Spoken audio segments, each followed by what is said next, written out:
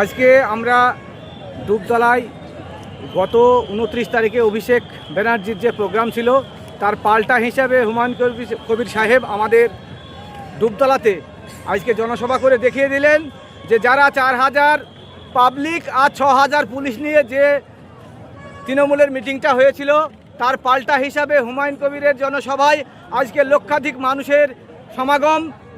এটাই নওদার মানুষ বুঝিয়ে দিল যে আগামী দিন আমজনতা পার্টিকে আনতে চাই। আগামী দিন আমি নওদারি ছেলে, আবু হেনা মুস্তাফা কামাল নাম, আমি শান্তিপুর বিধানসভা 86 নম্বর 86 নম্বর বিধানসভায় আমি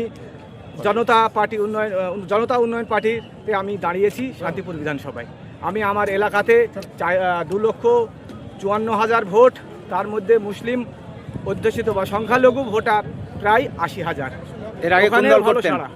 আমি এর আগে তৃণমূল করতাম এবং তৃণমূলের দায়িত্বেও ছিলাম, পঞ্চায়েতের প্রধানও ছিলাম, কিন্তু এদের এই দুর্নীতি এবং মানুষের প্রতি অত্যাচার এবং এই জোরপূর্বক ভোট যে করে দখল করা, এটা আমরা কখনোই পছন্দ করিনি।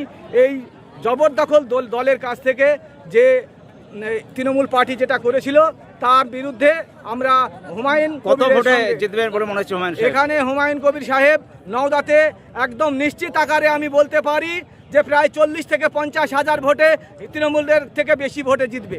কেজি 1 থেকে দশম শ্রেণী পর্যন্ত নতুন শিক্ষাবর্ষে ভর্তি চলছে।